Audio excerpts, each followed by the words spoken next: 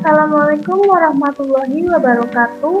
Perkenalkan, nama saya Amanda Kavariani dengan 40014210009. Di sini saya akan menjelaskan mengenai dampak positif dan manfaat literasi digital guna memenuhi tugas terstruktur literasi digital. Yang pertama ada pengertian literasi digital. Literasi digital adalah pengetahuan dan kecakapan menggunakan media digital dalam menemukan, mengevaluasi, menggunakan, membuat informasi, dan memanfaatkannya secara sehat, bijak, cerdas, cermat, tepat, dan patuh hukum dalam rangka membina komunikasi dan interaksi dalam kehidupan sehari-hari. Lalu, ada elemen penting apa saja yang digunakan untuk mengembangkan literasi digital? Ada 8 elemen penting literasi digital. Yang pertama ada kultural, yaitu kemampuan untuk memahami berbagai konteks dalam dunia digital. Yang kedua ada kognitif, yaitu daya pikir dalam menganalisis dan menilai konten. Yang ketiga ada konstruktif, yaitu menciptakan ulang suatu dengan ahli dan aktual. Yang keempat ada komunikatif, yaitu paham bagaimana sistem jaringan dan komunikasi digital. Yang kelima ada percaya diri dan bertanggung jawab. Yang keenam ada melakukan hal baru dengan cara kreatif. Yang ketujuh adalah kritis dalam melihat konten. Dan yang kedelapan adalah bertanggung jawab secara sosial. Lalu, apa saja dampak positif dan manfaat literasi digital? Dampak positif dan manfaat literasi digital. Yang pertama ada menghemat waktu. Mencari informasi apapun jadi lebih cepat.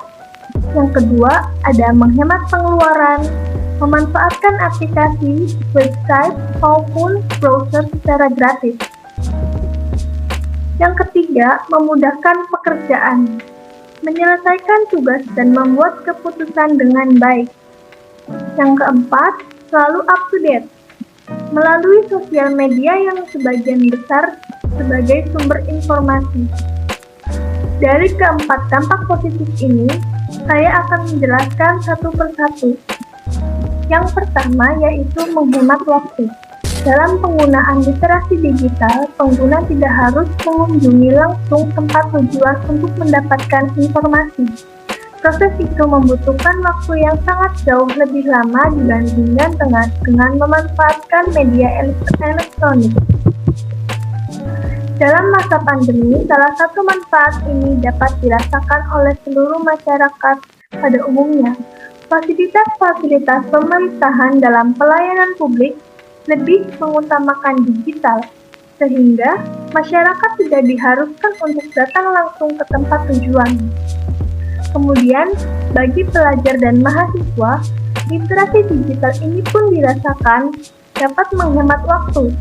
Salah satunya adalah mahasiswa akan melakukan bimbingan, semua dilakukan dengan daring, sehingga tidak butuh waktu untuk berdiskusi dengan dosen pembimbing.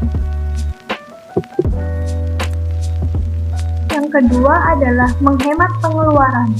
Dalam pemanfaatan literasi digital, keuntungan seseorang yang dapat dirasakan salah satunya adalah menghemat uang.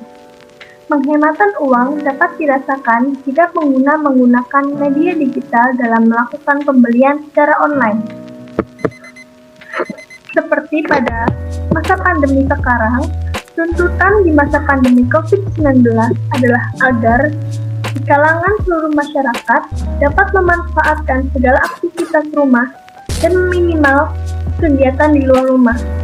Ternyata memiliki manfaat yang menguntungkan.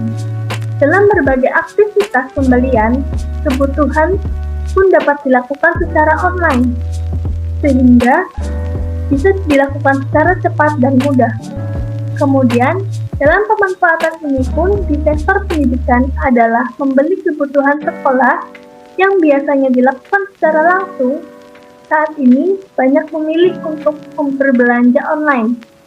Selain itu, Bagi mahasiswa ataupun pelajar yang mengikuti bimbingan belajar setelah sekolah dengan memanfaatkan literasi digital, ini sudah banyak fasilitas bimbingan belajar yang menawarkan secara daring dengan harga yang lebih murah daripada bimbingan belajar secara offline.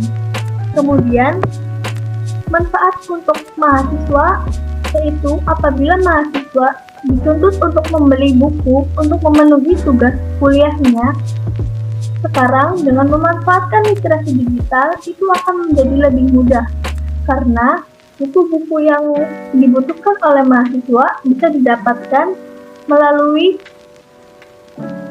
perpustakaan online atau semacamnya. Kemudian yang ketiga, memudahkan pekerjaan. Pemanfaatan komputer misalnya dalam penggunaan Microsoft Word, Microsoft Excel, Microsoft PowerPoint, dan lain sebagainya yang bisa digunakan untuk mempermudah pekerjaan.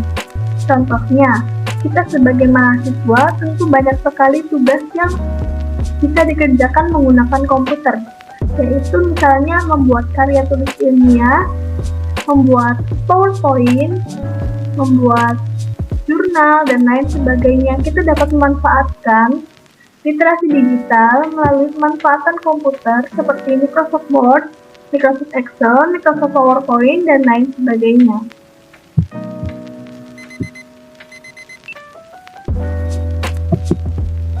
Kemudian, yang keempat adalah selalu up to date, yaitu kehadiran informasi digital terpercaya akan membuat seseorang akan selalu memperoleh informasi terbaru. Pada era digital saat ini, informasi dapat berubah dalam hitungan detik. Informasi yang begitu banyak dan beragam dapat mempengaruhi sudut pandang masyarakat akan berita yang dipublikasikan. Contohnya, apabila di negara luar ataupun dalam negeri ini terdapat sebuah info yang terbaru, yang seperti info yang lebih viral dan lain sebagainya, kita akan lebih tahu informasi tersebut hanya dengan membuka internet, sehingga kita menjadi tahu informasi tersebut dengan cepat dan hanya dengan memanfaatkan teknologi yang ada pada era sekarang.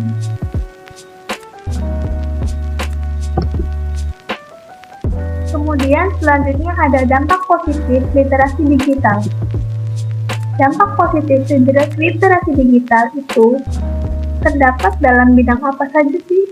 Yang pertama ada bidang pendidikan, yang kedua ada bidang sosial masyarakat, dan yang ketiga ada bidang bisnis.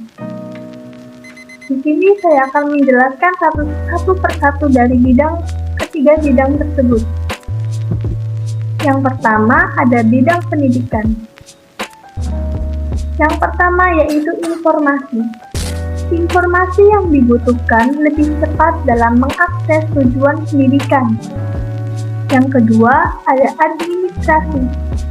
Sistem administrasi pada lembaga pendidikan menjadi lebih mudah dan lancar dengan memanfaatkan teknologi literasi dan digital. Yang ketiga ada media massa. Munculnya media massa sebagai sumber pengetahuan dan pendidikan pusat. Dan yang keempat ada inovasi. Inovasi e-learning yang memudahkan proses pendidikan. Seperti pada yang dilakukan pada sekarang ini, pada masa pandemi ini, kita memanfaatkan teknologi dengan menggunakan e-learning untuk memudahkan belajar kita sebagai mahasiswa ataupun sebagai pelajar. Kemudian yang kedua ada bidang sosial masyarakat. Yang pertama ada kritis, yaitu kecakapan dalam berpikir kritis, menganalisis, dan mengevaluasi data. Yang kedua ada kreatif, yaitu mengkomposisikan kesan dalam praktik yang kreatif. Yang ketiga ada aksi sosial, yaitu berpartisipasi aktif dalam aksi sosial. Yang keempat adalah melek teknologi, yaitu kemampuan menggunakan teknologi untuk mengakses informasi hiburan. Yang ketiga ada di bidang bisnis. Yang pertama, memotivasi karyawan. Karyawan mulai memahami betapa pentingnya untuk meningkatkan kemampuan digital dalam rangka meningkatkan karir. Yang kedua adalah meningkatkan produktivitas. Penggunaan berbagai macam aplikasi dan software dalam perusahaan harus mulai dibiasakan di kalangan karyawan. Yang ketiga yaitu menaikkan pendapatan. Teknologi digital telah memberikan dampak yang signifikan dalam perekonomian di seluruh dunia. Contohnya dengan adanya online shop seperti Shopee, Tokopedia, Bukalapak, dan lain-lain, itu menaikkan pendapatan UMKM.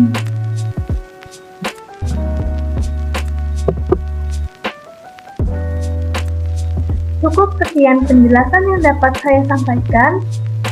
Wassalamualaikum warahmatullahi wabarakatuh.